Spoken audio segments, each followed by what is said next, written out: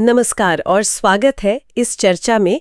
आज हम जिस स्रोत पर बात कर रहे हैं वो YouTube चैनल पुस्तक आर्क पर उपलब्ध दीक्षा लाम कथा भाग 1 का ट्रांसक्रिप्ट है। ये अंश हमें सीधा ले चलते हैं ऋषि विश्वामित्र के सिद्धाश्रम। वहाँ एक बहुत ही दुखद घटना घटती है। ऐसी घटना जो न सिर्फ आश्रम में रहने वालों को बल्कि खुद विश्वामित्र को भी अंदर तक हिला देती है। तो आज का हमारा मकसद है इन घटनाओं के क्रम को समझना, जो किरदार हैं उनके रिएक्शंस को देखना, और वो जो एक गहरा संघर्ष है ना, अन्याय का, लाचारी का और फिर धर्म को दोबारा स्थापित करने की जरूरत का, उसको महसूस करना। तो चलिए शुरू करते हैं। कहानी की शुरुआत में ही विश्वामित्र की एक बहुत तेज प्रतिक्रिया दिखती है। जैसे ही पुनर्वसु उनको खबर देते, वो एकदम क्षुब्ध हो उठते हैं, गुस्सा और दुख, चेहरा बिल्कुल लाल, और फौरन कहते हैं कि घटनास्थल पर चलना है। हाँ बिल्कुल। और यहाँ ये देखना महत्वपूर्ण है कि विश्वामित्र कैसे फौरन अपनी जिम्मेदारी महसूस करते हैं, और शायद कहीं ना कहीं अपनी चूक का एहसास भी। रास्ते में जब वो परेशान आश्रमवासियों को देखते हैं तो सोचते भी हैं कि ये मेरे आश्रित हैं, मुझ पर भरोसा करके यहाँ आए हैं, इनकी रक्षा मेरा कर्तव्य था और मैंने इन्हें इतना असुरक्षित छोड़ दिया। ये बात एक लीडर, एक रक्षक के तौर पर उनकी सोच दिखाती है, और ये घटना उन्हें अपनी इस भूमिका में, आप कह सकते हैं, एक नाकामी का एहसास कराती है। और जब वो आश्रम के बीच में पहुंचते हैं तब उन्हें नक्षत्र का शव मिलता है। स्रोत में इसका वर्णन बहुत भयानक है। हाँ, बहुत। शरीर को इस तरह से नोचा गया है कि पहचानना मुश्किल है, जैसे रजाई फाड़कर रुई निकाल दी हो। मांस उधड़ा हुआ है, हड्डियां तक दिख रही हैं, और विश्वामित्र चाहकर भी अपनी नजरें हटा नहीं पाते। इस हिंसा का ना एक सांकेतिक मतलब भी है। ये सिर्फ एक हत्या नहीं है, ये शांति और ज्ञान के केंद्र पर, मतलब आश्रम पर, एक सीधा हमला है। हमलावरों का जो तरीका है वो उनकी क्रूरता, उनकी अमानवीयता दिखाता है। ये आश्रम की पवित्रता पर, उसके जो मूल्य हैं उन पर किया गया एक प्रहार है। स्रोत में ये भी लिखा है कि नक्षत्र की वो डरी हुई आंखें वो विश्वामित्र के मन में जैसे चुप सी जाती हैं। इसके बाद विश्वामित्र चिकित्सा कुटीर जाते हैं। वहां घायल सुकंठ है। हाँ, सुकंठ पट्टियों में लिपटा हुआ है पर होश में है। अपने गुरु को देखकर उठने की कोशिश भी करता है, पर विश्वामित्र उसे लेटे रहने को कहते हैं और पूछते हैं कि भाई ये सब हुआ कैसे। तब सुकंठ पूरी बात बताता है कि कैसे उसका और नक्षत्र का सामना हुआ 2 राक्षसों से। और सुकंठ उन राक्षसों का जो हुलिया बताता है वो भी काफी ध्यान देने वाला है। वो बताते हैं कि वो डील डॉल में बहुत बड़े थे, मतलब काफी लंबे चौड़े और ताकतवर। अच्छा। कपड़े उनके बहुत भड़कीले थे, महंगे पर बेढंगे तरीके से पहने हुए थे, और इतने गहने लादे हुए थे, सोने और मणि मणिके के, कि वो जैसे कोई कबाड़ का ढेर लग रहे थे। बाप रे। और ऊपर से नशे में धुत थे। बिल्कुल। तो ये उनके बाहरी रूप और आश्रम का जो सादा सात्विक माहौल है उसके बीच का गहरा विरोधाभास दिखाता है। फिर सुकंठ बताता है कि झगड़ा शुरू कैसे हुआ। असल में वो राक्षस आश्रम की ही एक महिला थी, आर्या अनुगता। हाँ। उनके साथ बदतमीजी कर रहे थे, उन्हें पकड़ लिया था, कुछ अशिष्ट बातें कह रहे थे। तो सुकंठ कहता है कि तब चुप रहना मुमकिन नहीं था। सही बात है। ये कोई सोच ही समझी बहादुरी नहीं थी, बल्कि वो कहते हैं ना, क्षण की मांग थी। उस वक्त जो सही लगा वो किया। बिल्कुल। और सबसे बड़ी बात, हाँ, वो और नक्षत्र निहत्थे थे, हम निशस्त्र थे, वो साफ कहते हैं। ओ, और राक्षसों ने तलवारें निकाल ली थी। तो ये तो बिल्कुल एक तरफा मामला हो गया। हाँ। और सुकंठ की बातों में ना उस समय के समाज की एक झलक भी मिलती है। वो कहते हैं कि आश्रम वासियों का ये अनुभव रहा है कि इन राक्षसों को अगर टोको तो वो शर्माते नहीं हैं, उल्टा झगड़ा करने लगते हैं। क्यों भाई? क्यों? क्योंकि उनके पास ताकत है, हथियार हैं, पैसा है, और उन्हें शासन का, राजा का कोई डर नहीं है। तो आश्रम के लोग एक तरह से जान गए हैं कि इनसे उलझकर जीत तो सकते नहीं, इसलिए अक्सर उनकी गलत हरकतें देखकर भी अनदेखा कर देते हैं। वो कहते हैं आंखें मूंद लेते हैं। ये तो बड़ी लाचारी वाली बात हुई। हाँ, ये समाज में फैली एक तरह की लाचारी और डर को दिखाता है। बिल्कुल। जब विश्वामित्र चिकित्सा कुटीर से बाहर निकलते हैं तो स्रोत कहता है कि उनके चेहरे पर एक दृढ़ निश्चय था, पर उनके मन में एक द्वंद्व भी चल रहा था, एक कश्मकश कि क्या करें। क्या इन राक्षसों से कोई समझौता कर लें शांति के लिए? क्या अपना शस्त्र ज्ञान, जो उनके पास है वो उन्हें सौंप दें, जैसे शायद शुक्राचार्य ने किया था, या फिर इस राक्षसी संस्कृति को, इस सोच को ऐसे ही बढ़ने दें। ये विश्वामित्र का जो अंदरूनी संघर्ष है ना, ये बहुत जरूरी हिस्सा है कहानी का।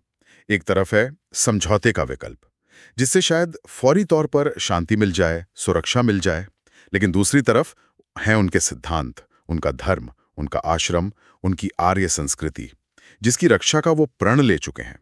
और उन्हें लगता है कि अब और ढील नहीं दी जा सकती। अब कर्म करना ही होगा, कुछ करना ही होगा। पर गुस्से में नहीं। नहीं, गुस्से में नहीं, सोच समझकर। वो अपनी कुटिया में लौटकर यही सोचते हैं कि जल्दबाजी ठीक नहीं। उनका विचार है कि काम ऊपर से आरंभ करने के स्थान पर नीचे से ही आरंभ करना चाहिए। मतलब पहले जमीनी स्तर पर कोशिश करनी चाहिए। अच्छा, तो वो क्या करते हैं? इसी सोच के साथ वो मुनि आजानुबाहु को बुलवाते हैं। आजानुबाहु, ठीक है। और विश्वामित्र आजानुबाहु को एक बहुत अहम काम सौंपते हैं। उन्हें कहते हैं कि कुछ शिष्यों को साथ लो और आसपास के जितने भी गांव हैं, चाहे वो आर्यों के हों या फिर निषाद, शबर, भील जैसे वनवासी समुदायों के, सबके मुखियाओं के पास जाओ, उन्हें पूरी घटना बताओ और आश्रम की सुरक्षा के लिए उनसे मदद मांगो। अच्छा, यानी पहले स्थानीय लोगों का समर्थन जुटाने की कोशिश। बिल्कुल। और साथ में एक बैकअप प्लान भी देते हैं। वो क्या? कि अगर गांव के मुखिया डरें या आनाकानी करें तो फिर आगे बढ़ो। राज्य की जो सीमा चौकी है, वहां तैनात सेनानायक बहुलाश्व, उसके पास जाओ। सेनानायक बहुलाश्व? हाँ, उसे सारी बात समझाओ और कहो कि अपराधियों को पकड़े, उन्हें सजा दे। इसका आधार क्या था? मतलब आश्रम शायद उसकी सीधी सीमा में नहीं था। सही कहा। लेकिन विश्वामित्र का तर्क ये है कि भले ही आश्रम सीधे बहुलाश्व की सीमा में ना आता हो, लेकिन सीमा के इतने पास की जमीन को इस तरह असुरक्षित छोड़ देना, ये राज्य के लिए भी तो खतरा बन सकता है ना? हाँ, बात तो सही है। तो ये उनकी रणनीति थी। पहले स्थानीय मदद, नहीं मिली तो राजकीय प्रतिनिधि। लेकिन आजानुबाहु जब लौटते हैं तो वो बहुत निराश होते हैं। हाँ, बहुत ज्यादा। वो बताते हैं कि वो 10 गांवों के मुखियाओं से मिले। सबने सुना तो ध्यान से, पर जैसे ही राक्षसों का नाम सुना और खासकर जब ये पता चला कि वो ताड़का के शिविर से जुड़े हैं। ओह, ताड़का का नाम। हाँ, तो सब डर गए, एकदम चुप हो गए, कोई मदद करने को तैयार नहीं हुआ, कतराने लगे सब। आजानुबाहु समाज की जो तस्वीर पेश करते हैं ना विश्वामित्र के सामने, वो बहुत चिंताजनक है। वो कहते हैं कि आम लोगों का इस तरह डरपोक हो जाना, नैतिक रूप से इतना गिर जाना, ये बहुत बुरी हालत है। एक गहरी उदासी, एक निष्क्रियता, जिसे सब सुन पड़ गए हों। लोग अपनी आंखों के सामने लूटपाट देखते हैं, मारपीट, हत्याएं, यहां तक कि महिलाओं का अपमान, और चुप रहते हैं, दर्शक बने रहते हैं। ये तो वाकई बहुत शोचनीय स्थिति है। बिल्कुल। वो कहते हैं कि ऐसा लगता है मानो जन समुदाय में कोई नैतिक बल बचा ही नहीं है। तो स्थानीय मदद की उम्मीद तो खत्म हो गई। फिर विश्वामित्र पूछते हैं कि क्या वो सेनानायक बहुलाश्व के पास गए थे? हाँ, पूछते हैं। आजानुबाहु कहते हैं हाँ गया था, पर उनकी आवाज और उदास हो जाती है। बताते हैं कि बातें तो बहुत हुई, शिष्टाचार भी हुआ, लेकिन बहुलाश्व ने अपराधियों को पकड़ने के लिए कोई सैनिक नहीं भेजे, और शायद भेजेगा भी नहीं। पर क्यों? कोई कारण बताया? कारण? हाँ, आजानुबाहु बताते हैं, पता चला है कि बहुलाश्व को हाल ही में उसी राक्षस शिविर से, ताड़का के यहाँ से, बड़े कीमती तोहफे मिले हैं। क्या तोहफे? रिश्वत मतलब? बिल्कुल। एक शानदार रथ मिला है, उसकी पत्नी के लिए सोने के गहने आए हैं, शराब का एक बड़ा बर्तन, अरे बाप रे, और तो और एक सुंदर दासी देने का वादा भी किया गया है। ये तो सीधे सीधे भ्रष्टाचार है। पूरी व्यवस्था ही विफल हो गई इसका मतलब। हाँ बिल्कुल, जो रक्षा करने वाला है वही बिक चुका है। इसका मतलब तो यही हुआ कि राक्षस या उनके जैसे लोग जुर्म करके तोहफे देकर बच सकते हैं। और इससे भी बुरी बात, आजानुबाहु एक और चीज बताते हैं। क्या? कि कई बार तो ये राक्षस या उनके साथी अत्याचार करने से पहले ही शासन के प्रतिनिधि को खबर कर देते हैं। पहले ही? क्यों? ताकि वो उस तरफ उस समय अपनी सेना या सिपाहियों को ना भेजे, उन्हें एक तरह से खुली छूट मिल जाए। ओह, और इस कृपा के बदले? इस कृपा के बदले उस प्रतिनिधि को इनाम मिलता है, तोहफे मिलते हैं। ये तो न्याय का पूरी तरह से मजाक उड़ाना हुआ। बिल्कुल। विश्वामित्र ये सुनकर बुरी तरह हिल जाते हैं, चीख पड़ते हैं, असहनीय, ये तो पूरी तरह अमानवीय है, राक्षसी। हाँ, उन्हें यकीन ही नहीं होता कि शासन है, सेना है, सब कुछ है, और फिर भी कोई जुर्म करके तोहफे देकर साफ बच सकता है। आजानुबाहु ये भी कहते हैं कि राक्षसों की देखा देखी अब कई आर्य लोग भी, मतलब समाज के तथाकथित ऊंचे लोग भी ऋषियों का मजाक उड़ाने लगे हैं। और बहुलाश्व ने भी उनके साथ कुछ ऐसा ही रूखा बर्ताव किया था। इसके बाद आजानुबाहु एक और घटना सुनाने की इजाजत मांगते हैं। कहते हैं ये और भी ज्यादा दिल दहला देने वाली है। एक और घटना? हाँ, और ये घटना ये बहुलाश्व के सैनिक शिविर के पास ही घटी थी, सम्राट दशरथ के राज्य की सीमा के अंदर। अयोध्या के राज्य की सीमा के अंदर? हाँ, एक निषाद गांव में। निषाद यानी उस समय के जो वनवासी समुदाय थे उनमें से एक। अच्छा, निषाद गांव में क्या हुआ वहां? कुछ दिन पहले की बात है। शराब के नशे में कुछ आर्य युवक, सवर्ण युवक, गहन नाम के एक निषाद के घर गए। आर्य युवक? राक्षस नहीं? नहीं, आर्य युवक। और उन्होंने सीधे सीधे मांग की कि वो अपने घर की औरतों को उनकी सेवा में भेज दे। क्या? हाँ, उनका तर्क ये था कि वो ऊंची जाति के अमीर लोग हैं और निषाद तो नीची जाति के करीब हैं, उनकी औरतों की कोई इज्जत नहीं होती। ये तो बहुत ही घिनौनी सोच है। ये दिखाता है कि अन्याय और वो जो अहंकार है ना, वो सिर्फ राक्षसों में नहीं था, समाज के अंदर भी कितना गहरा बैठा हुआ था। बिल्कुल। उस दिन तो गहन ने गुस्सा दिखाया, गांव के लोग भी जमा हो गए, तो वो युवक चले गए। लेकिन कुछ दिन बाद जब गहन बीमार था और घर पर अकेला था, वही युवक फिर आ धमके। हो नहीं। उस समय घर पे गहन की बूढ़ी पत्नी थी, 2 जवान बहुएं थीं और एक छोटी नातिन भी थी। अकेला बीमार गहन, वो क्या कर पाता? उन युवकों ने उसे पकड़ लिया और एक खंभे से बांध दिया। हे भगवान! फिर उसकी बूढ़ी पत्नी, जवान बहुओं और उस छोटी बच्ची को उसके सामने निर्वस्त्र किया और फिर बारी-बारी से उन सब की इज्जत लूटी। उसी के सामने? हाँ, और उसके बाद उन्होंने गहन को जिंदा जला दिया। जिंदा? हाँ, और उसी जलती चिता में लोहे की सलाखें गरम की और उन औरतों के गुप्तांगों पर दाग दिया, उनकी जाति की पहचान बनाने के लिए। ये सुनते ही विश्वामित्र दर्द से चीख पड़ते हैं। असहनीय। हाँ, अपने कान बंद कर लेते हैं, आंखें मीच लेते हैं, सहन नहीं कर पाते वो ये सुनकर। ये तो क्रूरता की मतलब कोई हद ही नहीं है।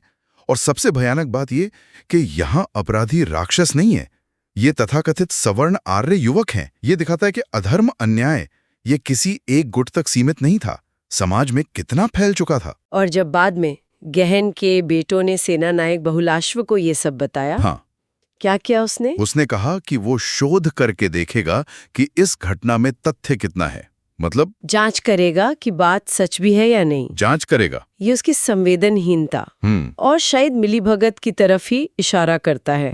उसे कोई फर्क ही नहीं पड़ा। विश्वामित्र गुस्से से भर उठते हैं। वो घोषणा करते हैं, वे युवक आर्य नहीं हैं, वे लोग राक्षस हैं, पूर्ण राक्षस। बिल्कुल सही कहा उन्होंने। आजानुबाहु बताते हैं कि वो गहन के बेटों और उन पीड़ित औरतों को अपने साथ आश्रम ले आए हैं। क्यों? क्योंकि गांव में उन्हें डर था, उन युवकों का डर। हाँ। और कहीं कोई सुरक्षित ठिकाना भी नहीं था उनके लिए। और एक और दुखद बात पता चलती है ना, हाँ, कि उन ताकतवर आर्य युवकों के डर से किसी आर्य वैद्य ने भी उन औरतों का इलाज करने से मना कर दिया। सोचिए, समाज में डर कितना ज्यादा था और ताकत का कैसा गलत इस्तेमाल हो रहा था। विश्वामित्र फौरन कहते हैं कि उन सबको मेरे पास लाओ। जब गहन के बेटे आते हैं, हाँ, तो वो चारपाई होकर उन पीड़ित महिलाओं को लाते हैं। उनकी हालत देखकर विश्वामित्र का दिल दहल जाता है। वो बेचारे। वो तुरंत उन औरतों को चिकित्सा कुटीर भेजने को कहते हैं और बेटों को वहीं रुकने के लिए। वो बेचारे ऋषि के पैरों में गिरकर रोने लगते हैं। हाँ। विश्वामित्र उन्हें हिम्मत बंधाते हैं। हाँ। और फिर पूछते हैं कि उन हमलावर युवकों का नेता कौन था, उनका नाम बताओ। पर बड़ा बेटा गगन, वो डर के मारे चुप रहता है। हाँ, कहता है कि अगर उन लोगों को पता चल गया कि मैंने नाम बताया है तो वो मुझे भी मार डालेंगे। देखिए, ये दिखाता है कि पीड़ित पक्ष कितना डरा हुआ होता है। सुरक्षा का भरोसा मिलने पर भी सच बोलने से हिचकाता है, प्रतिशोध का डर। पर विश्वामित्र पीछे हटने वाले नहीं है। वो और जोर देकर पूछते हैं, मृत्यु के भय से कायर मत बनो वत्स, बोलो वे कौन है। और आखिरकार डरते डरते गगन नाम बताता है। उन आर्य युवकों का नेता कोई और नहीं, खुद सेनानायक बहुलाश्व का बेटा देवप्रिय है। क्या? सेनानायक का बेटा? हाँ, ये सुनते ही विश्वामित्र चौंक जाते हैं, बिल्कुल स्तब्ध। कहते हैं, स्वयं शासन प्रतिनिधि का ही पुत्र राक्षसी कृत्य करेगा तो न्याय कौन करेगा? न्याय मांगने किसके पास जाएं? अब पूरी तस्वीर साफ हो जाती है ना? बिल्कुल। बाप रिश्वत ले रहा है, बेटा अत्याचार कर रहा है, यानी स्थानीय स्तर पर न्याय व्यवस्था पूरी तरह से खत्म हो चुकी है, पतन हो चुका है। और इसी पल, इसी एहसास के साथ विश्वामित्र एक नतीजे पर पहुंचते हैं, एक संकल्प पर, जो उनके अगले कदम तय करता है। वो कहते हैं जब शासक राक्षस हो गए तो न्याय का कर्तव्य ऋषि का होता है। और तभी खबर आती है। हाँ, तभी खबर आती है कि उन पीड़ित महिलाओं में से वो जो बुजुर्ग औरत थी और वो जो छोटी बच्ची थी, उनकी मौत हो गई है। बस इसके बाद विश्वामित्र की सारी हिचकिचाहट, सारी कश्मकश, सब खत्म। उनके चेहरे पर, उनके पूरे शरीर में एक फौलादी इरादा आ जाता है, एक नई दृढ़ता। उनका संकल्प एकदम पक्का हो जाता है। वो सोचते हैं कि अगर वो अपने तपोबल से, जन्म से एक क्षत्रिय होते हुए भी ब्रह्म ऋषि बन सकते हैं, तो आर्यवर्त के राजाओं को इन राक्षसों के खिलाफ खड़ा करना ये कौन सी बड़ी बात है। बिल्कुल। और इसी पक्के इरादे के साथ वो पुनर्वसु को बुलाते हैं और आदेश देते हैं। हाँ, आदेश देते हैं, वत्स, कल प्रातःकाल मैं अयोध्या जाऊंगा, यात्रा की तैयारी करो। अयोध्या, ये एक बहुत बड़ा मोड़ है कहानी में। देखिए, गांव के मुखिया डरे हुए हैं, राजकीय प्रतिनिधि, सेना नायक वो भ्रष्ट है, उसका बेटा अत्याचारी, यानी स्थानीय स्तर पर न्याय की कोई उम्मीद बची ही नहीं। इसलिए अब विश्वामित्र सबसे ऊंची सत्ता, यानी अयोध्या में राजा दशरथ, उनके पास न्याय और मदद मांगने जा रहे हैं। ये उनके अंदरूनी संघर्ष से निकलकर एक निर्णायक कार्रवाई की तरफ पहला कदम है। बिल्कुल। तो हमने देखा कि कैसे आश्रम पर हुए एक हमले से जो कहानी शुरू हुई, वो स्थानीय लोगों और प्रशासन की नाकामी से गुजरी, और फिर उस निषाद परिवार पर हुए उस भयानक, अकल्पनीय अत्याचार के खुलासे के बाद ऋषि विश्वामित्र को एक बड़े संकल्प तक ले जाती है, अयोध्या जाकर न्याय मांगने का संकल्प। हाँ, और यहाँ एक सोचने वाली बात ये उभरती है मेरे ख्याल से कि ये कहानी अधर्म को, मतलब अन्याय और नैतिकता के पतन को सिर्फ घोषित दुश्मनों में, यानी राक्षसों में ही नहीं दिखाती, बल्कि समाज के अंदर, यहाँ तक कि उन लोगों में भी दिखाती है जिनसे रक्षा की उम्मीद की जाती है, जैसे वो आर्य युवक या वो शासन का प्रतिनिधि बहुलाश्व। सही बात है। तो सवाल ये उठता है कि जब व्यवस्था को संभालने वाले ही या तो खुद अपराधी बन जाएं या अपराधियों का साथ देने लगें, तो ये किस हद तक सिस्टम के, व्यवस्था के सड़ जाने का संकेत है। ये वाकई एक गहरा सवाल है। हाँ, ये सवाल हमें कहानी के गहरे मतलब पर और शायद कहीं ना कहीं आज के हालात पर भी सोचने को मजबूर करता है।